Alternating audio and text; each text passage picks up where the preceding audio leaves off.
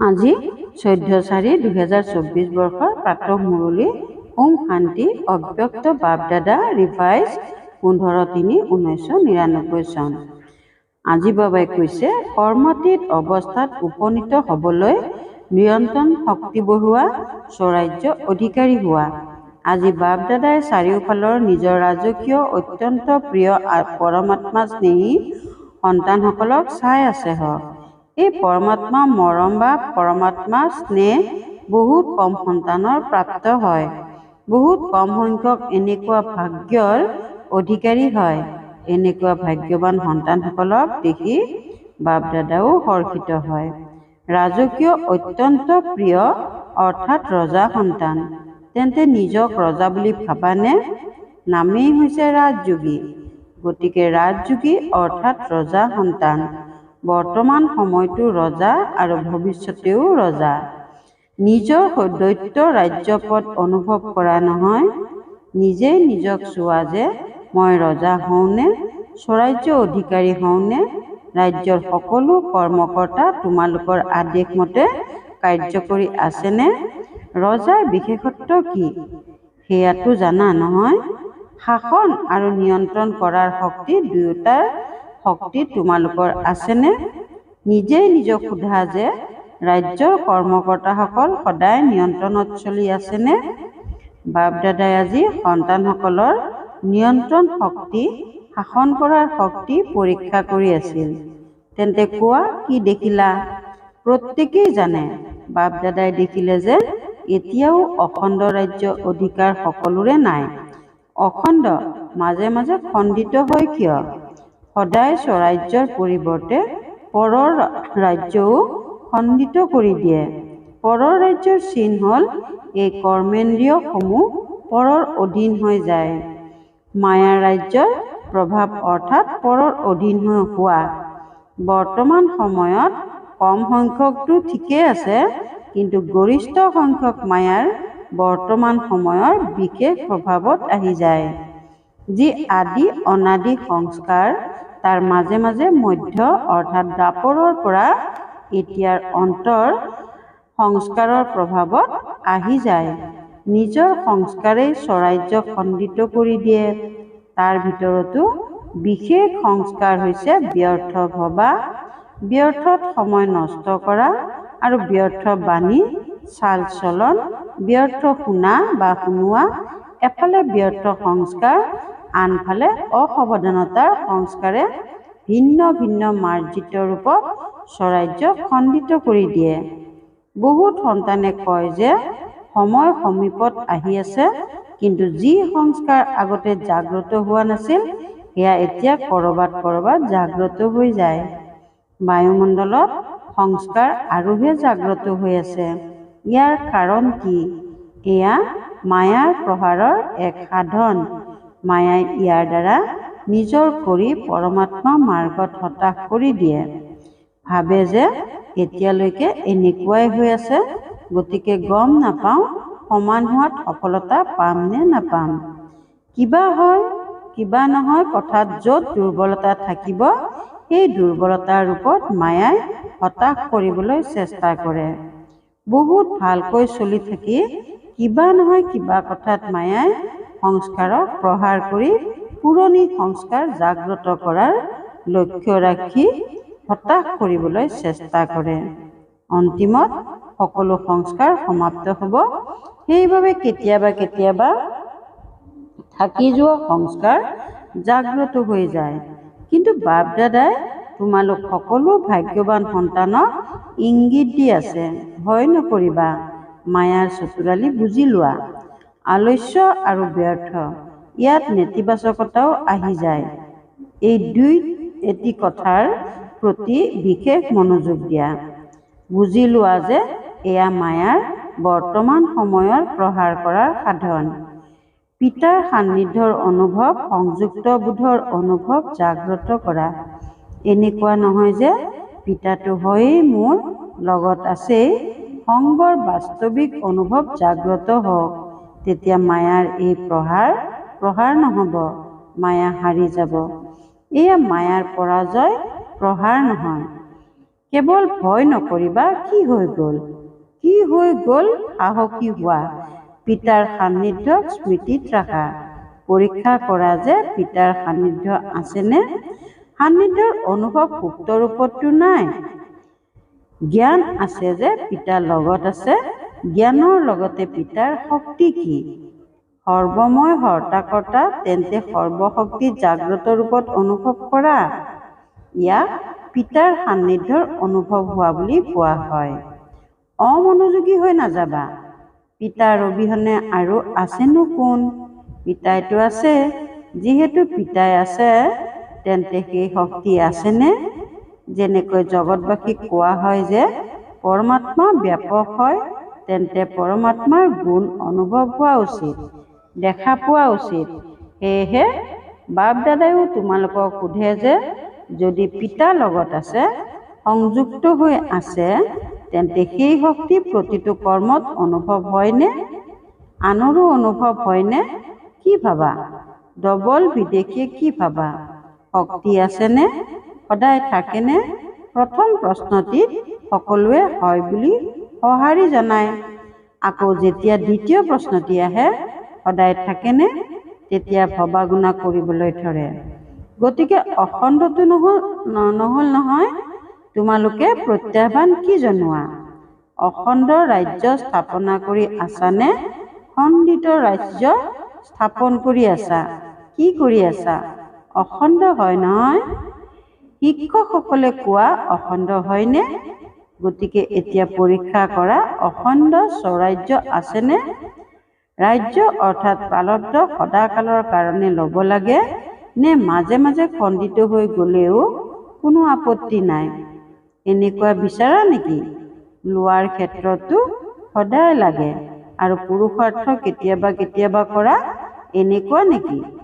বিদেশীসকলক কৈছিলোঁ নহয় যে নিজৰ জীৱনৰ অভিধানৰ পৰা কেতিয়াবা আৰু কিবা শব্দ আঁতৰ কৰি দিয়া।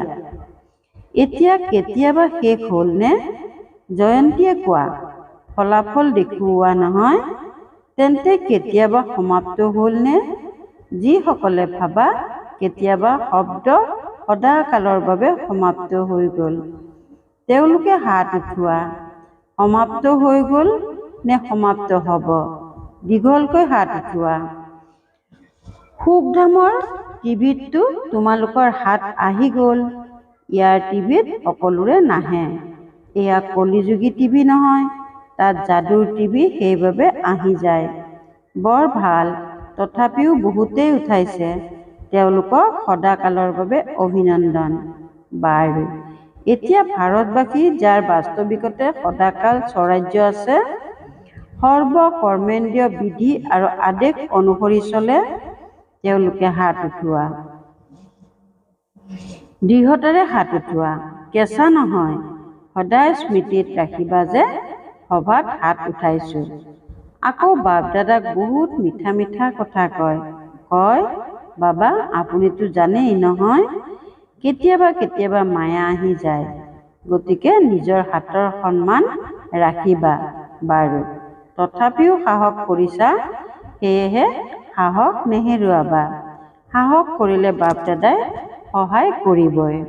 আজি বাপ দাদাই দেখিছে যে বৰ্তমান সময় অনুসৰি নিজৰ ওপৰত, প্ৰত্যেক কৰ্মেন্দ্ৰিয়ৰ ওপৰত, অৰ্থাৎ নিজৰ প্ৰতি নিজৰ যি নিয়ন্ত্ৰণ শক্তি থাকিব লাগে, সেয়া কম, সেয়া আৰু বেছি হ'ব লাগে। বাপ দাদাই সন্তানসকলৰ বাৰ্তালাপ শুনি মিচিকিয়াই আছিল। সন্তানসকলে কয় যে 4 ঘণ্টা শক্তিশালী স্মৃতিত থকাটো হৈ নুঠেগৈ। বাপ দাদাই 8 ঘণ্টাৰ পৰা 4 ঘণ্টা কৰিলে সন্তানসকলে কয় 2 ঘণ্টা হ'লে ঠিক হয়। তেন্তে কোৱা, নিয়ন্ত্ৰণ শক্তি আহিলনে? আৰু সকলোৰে যদি এইটো অভ্যাস নহয়, তেন্তে সময়ত সন্মান সহকাৰে উত্তীৰ্ণ ৰাজ্য অধিকাৰী কেনেকৈ হ'ব পাৰিবা? হ'বতো লাগেই নহয়। সন্তানসকলে হাঁহে। আজি বাপ দাদাই সন্তানসকলৰ কথা বহুত শুনিছে। বাপ দাদাক হহুৱায়ো কয়, ট্ৰেফিক কণ্ট্ৰল 3 মিনিট নহয়, শৰীৰৰ কণ্ট্ৰল হৈ যায়, থিয় হৈ যায়। নাম হ'ল মনৰ কণ্ট্ৰল কিন্তু মনৰ কণ্ট্ৰল কেতিয়াবা হয় কেতিয়াবা নহয়ও। কাৰণ কি? নিয়ন্ত্ৰণ শক্তি কম। ইয়াক এতিয়া আৰু বঢ়াব লাগে। আদেশ দিয়া, যেনেকৈ হাত ওপৰলৈ উঠাবলৈ বিচাৰিলে উঠাই দিয়া, হাত ভগা নহ'লেতো উঠাই দিয়া নহয়, তেনেকৈ মন এই সূক্ষ্ম শক্তি নিয়ন্ত্ৰণত আনিব লাগে। আনিবই লাগে। ৰৈ যোৱা বুলি আদেশ দিলেই যাতে ৰৈ যায়। সেৱাৰ কথা ভাবিলা আৰু সেৱাত লাগি গ'ল।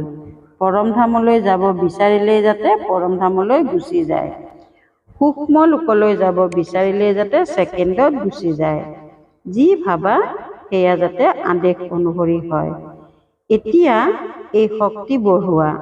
সৰু সৰু সংস্কাৰত যুদ্ধত সময় নষ্ট নকৰিবা।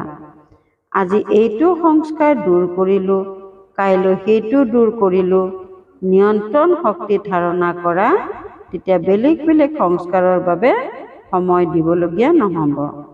ভাবিব নালাগে, কৰিব নালাগে, ক'ব নালাগে, ৰৈ যাব ক'লেই যাতে ৰৈ যায়। এয়া কৰ্মাতীত অৱস্থাত উপনীত হোৱাৰ বিধি। তেন্তে কৰ্মাতীত হ'ব লাগে নহয়। বাপ দাদাইও কয় তোমালোকেই হ'ব লাগে। আন কোনো নাহে, তোমালোকেই হোৱা। তোমালোককেই লগত লৈ যাম। কিন্তু কৰ্মাতীত হোৱা সকলকহে লৈ যাম, নহয় জানো? লগত যাবানে পিছে পিছে আহিবা? লগত যাবা। এয়াতো বৰ ভাল কথা ক'লা। লগত যাবা, হিচাপ নিষ্পত্তি কৰিবানে? এই ক্ষেত্ৰত হয় বুলি নকলা। কৰ্মাতীত হৈ লগত যাবা নহয়। লগত যোৱা অৰ্থাৎ সংগী হৈ যোৱা। যোৰাটো ভাল হ'ব লাগেনে? ওখ আৰু চাপৰ সমান হ'ব লাগে নহয়। গতিকে কৰ্মাতীত হ'বই লাগিব। তেন্তে কি কৰিবা? এতিয়া নিজৰ ৰাজ্যৰ ভালদৰে তত্বাৱধান লোৱা। নিতৌ নিজৰ দৰবাৰ বহোৱা। ৰাজ্য অধিকাৰী হোৱা নহয়। গতিকে নিজৰ দৰবাৰ বহোৱা, কৰ্মচাৰী সকলৰ খবৰ খাতি সোধা, পৰীক্ষা কৰা আদেশমতে চলিছেনে? পিতা ব্ৰহ্মায়ো নিতৌ দৰবাৰ বহুৱাইছিল। দিনলিপিৰ নকল আছে নহয়, এওঁক ক'বা দেখুৱাব। পিতা ব্ৰহ্মায়ো পৰিশ্ৰম কৰিলে, নিতৌ দৰবাৰ বহুৱালে, তেতিয়া কৰ্মাতীত হ'ল। তেন্তে এতিয়া কিমান সময় লাগিব? নে সদা প্ৰস্তুত হৈ আছা? এইটো অৱস্থাৰে সেৱাও তীব্ৰগতিত হ'ব। কিয়? একে সময়তে মন শক্তিশালী, বাণী শক্তিশালী, সম্বন্ধ সম্পৰ্কত চাল চলন আৰু চেহেৰা শক্তিশালী। একে সময়তে তিনিওটা সেৱা কৰিলে বহুত ক্ষীপ্ৰ ফলাফল ওলাব। এনেকৈ নাভাবিবা যে এই সাধনাত সেৱা কম হ'ব নহয়। সফলতা সহজে অনুভৱ হ'ব। আৰু সকলোৱে যিসকল সেৱাৰ নিমিত্ত যদি সংগঠিত ৰূপত এনেকুৱা অৱস্থা গঢ়ি তোলে, তেন্তে পৰিশ্ৰম কম আৰু সফলতা বেছি হ'ব। গতিকে বিশেষ মনোযোগেৰে নিয়ন্ত্ৰণ শক্তি বঢ়োৱা। সংকল্প, সময়, সংস্কাৰ সকলোৰে ওপৰত যাতে নিয়ন্ত্ৰণ থাকে। বহুবাৰ বাপ দাদাই কৈছে, তোমালোক সকলো ৰজা। যেতিয়া বিচাৰা, যেনেকৈ বিচাৰা, য'ত বিচাৰা, যিমান সময় বিচাৰা, তেনেকৈ মন, বুদ্ধি, বিধি আৰু আদেশ অনুসৰি চলক। তোমালোকে ক'বা কৰিব নালাগে, কিন্তু তথাপিও হৈ আছে, কৰি আছে, তেন্তে এয়া বিধি আৰু আদেশ নহয়। সেয়েহে স্বৰাজ্য অধিকাৰীয়ে নিজৰ ৰাজ্যক সদায় প্ৰত্যক্ষ স্বৰূপত আনিব লাগে নহয়। আনিও আছা, কিন্তু বাপ দাদাই ক'লে নহয়, সৰ্বদা শব্দটি যোগ কৰা। বাপ দাদাই এতিয়া শেষৰ কাৰ্যক্ৰমত আহিব। এতিয়া এটা কাৰ্যক্ৰম আছে, এটা কাৰ্যক্ৰমত ফলাফল সুধিব। 15 দিন থাকে নহয়। গতিকে 15 দিনত কিবাটো ফলাফল দেখুৱাবা নে নেদেখুৱাবা? শিক্ষকসকলে কোৱা, 15 দিনত ফলাফল দিবানে? বাৰু, মধুবন বাকীয়ে 15 দিনত ফলাফল দেখুৱাবা। এতিয়া কোৱা হয় নে নহয়? এতিয়া হাত উঠোৱা। সকলোৰে হাত উঠালে নিজৰ হাতৰ সমান সন্মান ৰাখিবা। যিসকলে ভাবে যে চেষ্টা কৰিম, এনেকুৱা চেষ্টা কৰা সকলে হাত উঠোৱা। জ্ঞানৰ সৰোবৰ শান্তিবন নিবাসী উঠা। বাপ দাদাই মধুবন জ্ঞান সৰোবৰ শান্তিবনৰ মুখ্য নিমিত্ত ভাতৃ ভগ্নীসকলক সন্মুখলৈ মাতিলে। বাপ দাদাইতো তোমালোকক সকলোৰে সাক্ষাৎকাৰ কৰাবলৈ মাতিছে। তোমালোকক দেখি সকলো আনন্দিত হয়। এতিয়া বাপ দাদাই যি বিচাৰে সেয়া শুনাই আছে। পাণ্ডৱ ভৱন, শান্তিবন, জ্ঞান সৰোবৰ আৰু গ্ল'বেল হস্পিটেল চাৰিধামতো আছে। পঞ্চমখন সৰু, চাৰিওখনক লৈ বাপ দাদাৰ এটা আশা আছে। বাপ দাদাই 3 মাহৰ কাৰণে চাৰিধামত অখণ্ড নিৰ্বিঘ্ন অটল স্বৰাজ্যধাৰী ৰজাসকলৰ ফলাফল চাবলৈ বিচাৰে। 3 মাহ অ'টোৰ পৰা কোনো ধৰণৰ অন্য কথা যাতে শুনিবলৈ পোৱা নাযায়।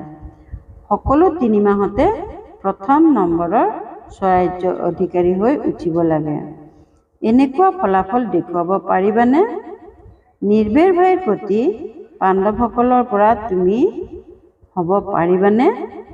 দাদীটো আছে, কিন্তু লগত এয়া যিসকল সন্মুখত বহি আছে সকলো আছে। তেন্তে হ'ব পাৰানে? দাদীয়ে কয়, হ'ব পাৰে। পাণ্ডৱ ভৱনৰ যিসকল বহি আছা তেওঁলোকে হাত উঠোৱা। হ'ব পাৰানে? বাৰু। ধৰি লোৱা কোনোবা দুৰ্বল, তেওঁৰ কিবা হৈ গ'লে তেতিয়া তোমালোকে কি কৰিবা? তোমালোকে বুজি পোৱা যে সংগী সকলকো সহায় কৰি ফলাফল দেখুৱাম। ইমান সাহস আছেনে? হ'ব পাৰেনে? নে কেৱল নিজৰ বাবে সাহস আছে? আনৰ কথাবোৰো সমাহিত কৰিব পাৰানে? তেওঁৰ ভুল সমাহিত কৰিব পাৰানে? বায়ুমণ্ডলত বিয়পাই নিদিবা। সমাহিত কৰা। ইমানখিনি কৰিব পাৰানে? জোৰেৰে কোৱা, হয় হুজুৰ। অভিনন্দন। 3 মাহৰ পাছত প্ৰতিবেদন চাম। কোনো স্থানৰ পৰা যাতে কোনো ধৰণৰ অভিযোগ নাহে। ইজনে সিজনক প্ৰকম্পন দি সমাহিত কৰি ল'বা আৰু স্নেহেৰে প্ৰকম্পন দিবা। কাজিয়া পেচাল যাতে নহয়। এনেকৈ ডবল বিদেশীসকলেও ফলাফল দেখুৱাবা নহয়। সকলোৱে হ'ব লাগে নহয়। ডবল বিদেশী যিসকলে ভাবা যে নিজৰ সেৱা কেন্দ্ৰত সংগীসকলৰ সৈতে 3 মাহৰ ফলাফল দেখুৱাম, তেওঁলোকে হাত উঠোৱা। যিসকলে ভাবে চেষ্টা কৰিম, ক'ব নোৱাৰো, তেনেকৈ কোনোবা আছে যদি হাত উঠাই দিয়া। অন্তৰ স্বচ্ছ অন্তৰসকলে সহায় পায়। বাৰু। তাৰ পাছত বাপ দাদাই সকলো মণ্ডলৰ ভাই ভনীসকলকো হাত উঠাবলৈ ক'লে তথা নিজৰ স্থানত থিয় কৰালে।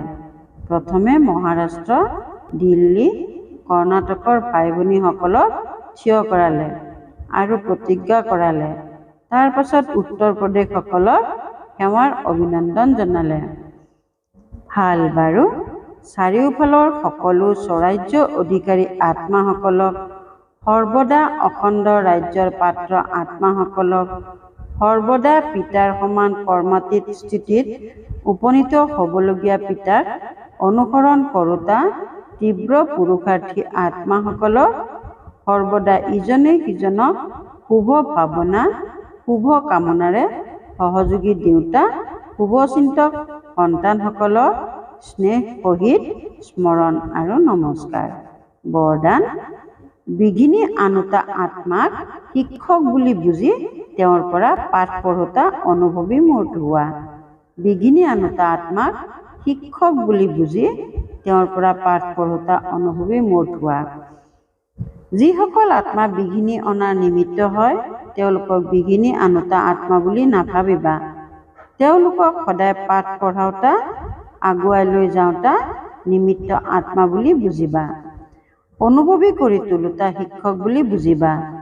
যিহেতু এনেকৈ কোৱা যে নিন্দা কৰোতাজন মিত্ৰ হয়, তেন্তে বিঘিনিক অতিক্ৰম কৰাই অনুভৱী কৰি তোলোতাজন শিক্ষক হ'ল। সেইবাবে বিঘিনি আনতা আত্মাক সেইটো দৃষ্টিৰে চোৱাৰ পৰিৱৰ্তে সদা কালৰ বাবে বিঘিনি অতিক্ৰম কৰোৱাৰ নিমিত্ত অবিচলিত কৰি তোলোতা নিমিত্ত বুলি বুজা। ইয়াৰ দ্বাৰা আৰু অধিক অনুভৱৰ কৰ্তৃত্ব বাঢ়ি যাব। শ্লোগান: অভিযোগৰ ফাইল নথিপত্ৰ সমাপ্ত কৰি ফাইন অৰ্থাৎ উত্তম আৰু ৰিফাইন পৰিশোধিত হোৱা। অভিযোগৰ ফাইল সমাপ্ত কৰি ফাইন আৰু ৰিফাইন হোৱা। ওম শান্তি।